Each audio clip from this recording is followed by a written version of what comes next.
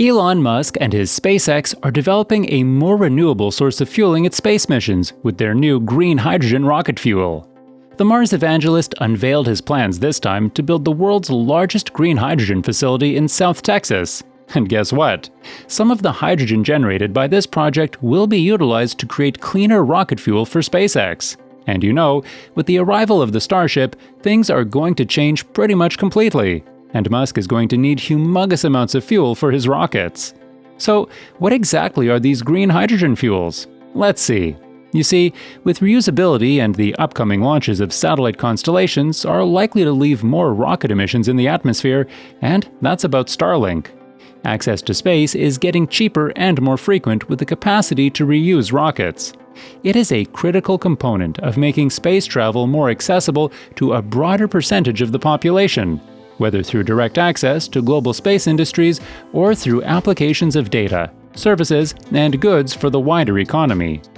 We know in 2019, SpaceX founder Elon Musk referred to rocket reusability as the Holy Grail, emphasizing how it would cut the costs and accessibility of space travel and exploration, comparing it to the reusability of terrestrial jumbo jets, passenger transportation systems that we use again.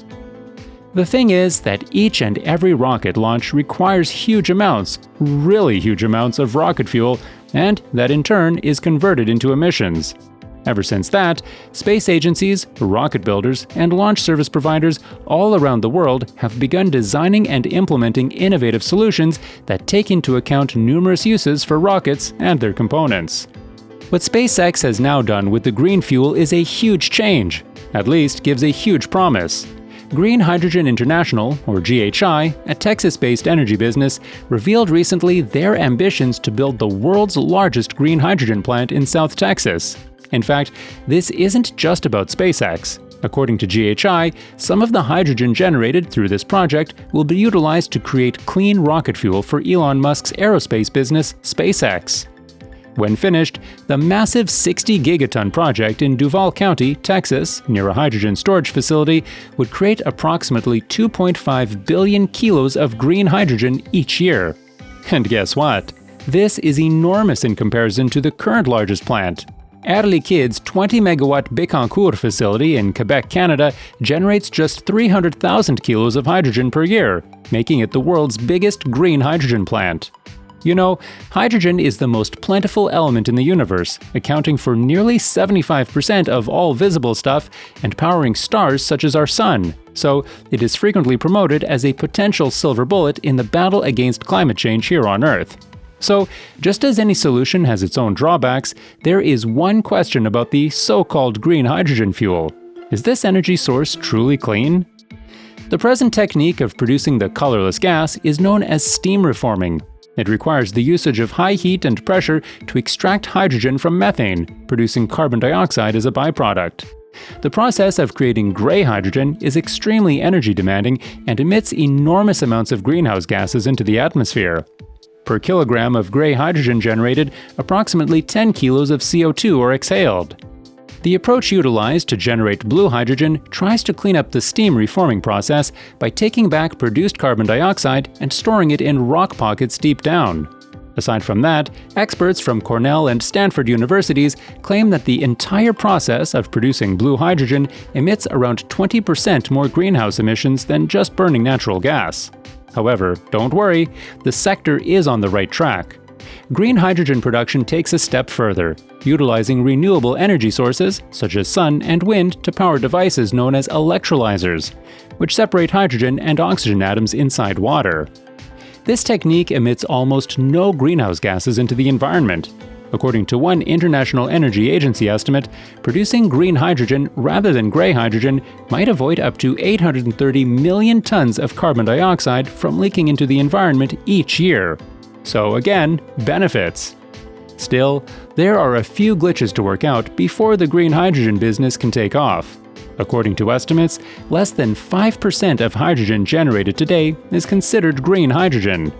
For example, due to the nature of their complicated gear, the enormous and costly electrolyzers required to make green hydrogen are few and far between, and storing and transporting the extremely combustible and bulky gas is not a simple operation. In certain areas, renewable energy sources are insufficient to offset the cost of creating hydrogen. So, when coming back to Musk's rocket power, Musk's SpaceX will be among the first to benefit from GHI's green hydrogen. SpaceX presently powers its Falcon 9 rockets using kerosene-based rocket fuel. The company's Raptor engine, which is intended to transport Starship to the Moon and Mars eventually, is powered by a blend of cryogenic liquid methane and liquid oxygen, or methalox. So, will that be a problem? We know how long it took SpaceX to design their Raptor engines, so rearranging the entire engine to be fueled by such a fuel might take a long time. But that's where GHI took a whole different turn. GHI stated on March 3 that it is considering mixing hydrogen and CO2 at the port of Brownsville to develop a green methane rocket fuel for South Texas launch operations. GHI is looking at various potential possibilities for its green hydrogen, including manufacturing a greener sort of jet fuel, creating green ammonia for use in fertilizers, and replacing natural gas in some power plants. In any case, we won't be seeing these rockets propelled by green fuel anytime soon. The first phase of the project is set to begin in 2026, with the objective of generating 2 gigatons of electricity and building 2 storage facilities beneath the salt dome. Eventually, the business aims to construct 50 storage caves beneath the salt dome. Anyways, when looking at the current increasing volume of atmospheric rocket emissions, this is something of urgent need, in particular in the more sensitive region above the ozone layer. One example of this influence is the deposition of black carbon particles at altitudes ranging from 30 to 50 kilometers, which are subsequently transferred into global circulation patterns. Larger and heavier particles of aluminum, one of the common components found in the propellant of solid rocket boosters, are another example that gets caught up in global circulation. Because most launch facilities are located north of the equator, the northern hemisphere has larger amounts of this material. These values are likely to alter when nations south of the equator begin to evaluate their own launch capabilities in practice or preparation. The issue of atmospheric impact emerges as a result of soot and aluminum particles absorbing and reflecting incoming solar radiation in the atmosphere, affecting the temperature and radiation levels at both these altitudes, as well as the Earth's surface and the troposphere in between. These alterations have the potential to affect the ozone layer. Anyway, while the previous 60 years have detailed the finest energy density fuels used in rockets today, it appears that propellants required to escape Earth's gravity may not be completely green with zero environmental effect for some time. Perhaps not until 2026. As previously stated, synthesizing fuel from renewable energy sources for use in rockets may be accomplished through a variety of approaches. One example is the use of solar electricity to carry out large-scale electrolysis, which is the splitting of water into its hydrogen and oxygen components by a photochemical process to produce massive amounts of hydrogen and oxygen that constitute hydrolox fuel sources for rockets. Carbon-neutral fuels might be utilized in rocket fuel manufacturing, reducing the net climatic effect of rockets indirectly.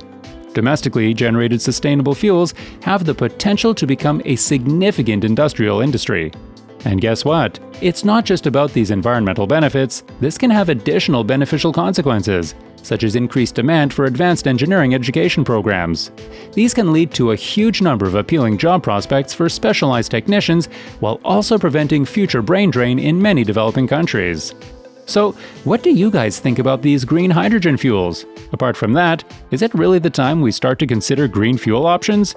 Drop in your views in the comments section below. Anyway, we'll meet again in another one of our episodes soon.